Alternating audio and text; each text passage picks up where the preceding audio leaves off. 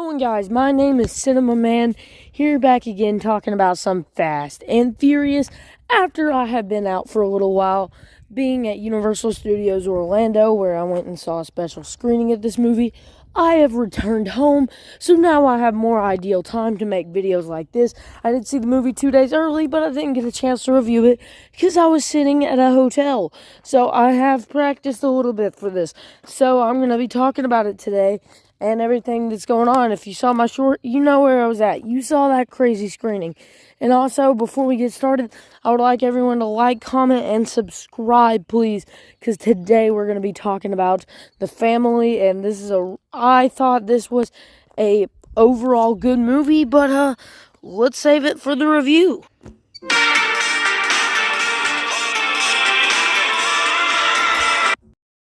And now that we're back from our little break, I just want to ask you guys, what'd you think about the new intro? Did you love it? Did you hate it?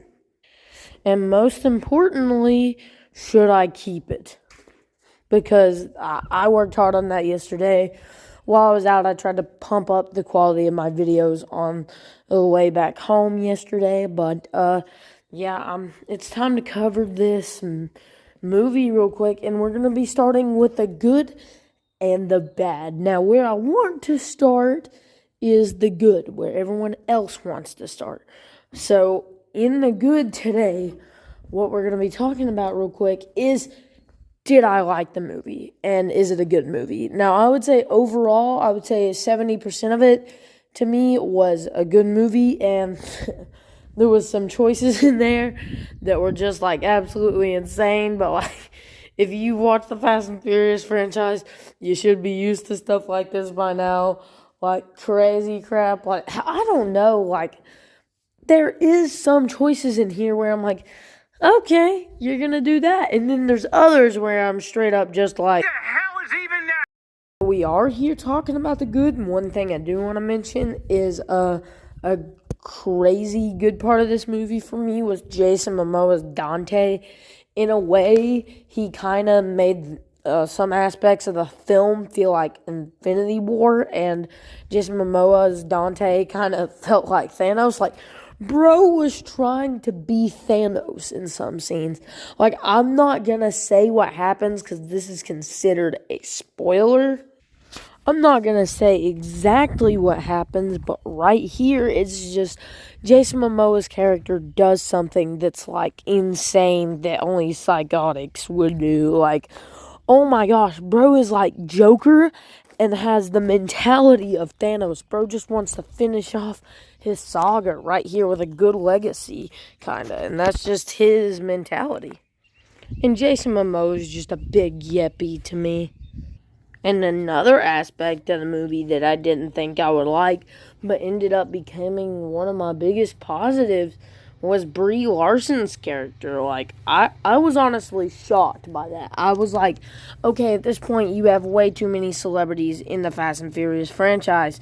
You have pulled in Jason Statham, The Rock, at this point. Okay, it was cool at first, but then once I saw Jason Momoa and Brie Larson, I was like, oh my gosh, you guys are bringing in too much. You got two actors from two different universes.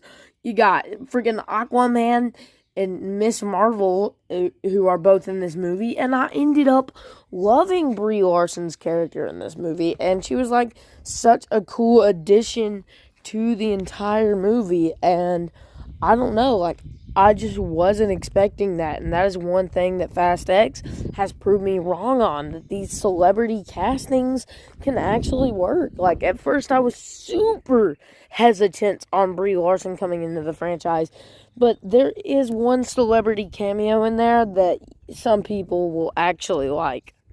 And I liked it, but I wasn't completely on board with what they were trying to do with it. One of the biggest positives about this movie is the action sequences actually feel fun and thrilling again, unlike they did in F9, specifically this one with the dam. I'm not going to get into spoilers, but it was a really cool scene.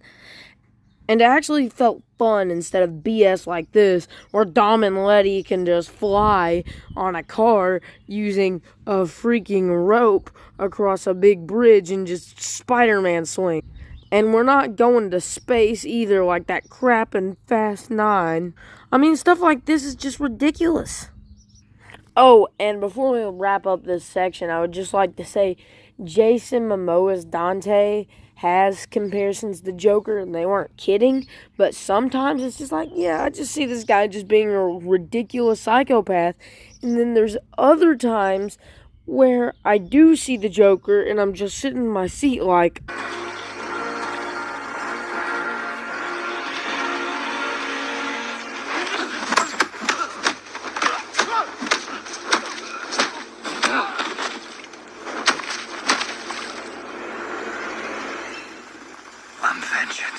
my negatives did consist on the multiple storylines that they were cutting back and forth to, and it wouldn't be a problem to me unless this wasn't there. Like, this whole Cypher and Letty storyline, honestly, like, I wasn't the biggest fan of out of the others, because you have like 4 or 5 different storylines. Like, you have Jacob and Little B over here, you got Dom, you just got Dom, who's running his own solo show over here.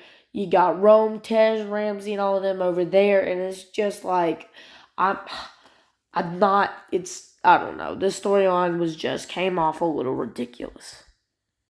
Be one of the biggest. Not only that, but I feel like Fast 10 returns to the concept that the heroes of the story can like never die and are like freaking immortal, because they survive some crazy crap at this point. When they show you something like crazy is going on, you almost don't believe it. It just requires spoilers to talk about some of my negatives in the movie, so I can't really do it right now. But honestly, I'm gonna give this movie a good, this is spoiler free, I'm gonna say, I don't know, 6.5, I would say, and I'm just gonna meme rank it real quick. No.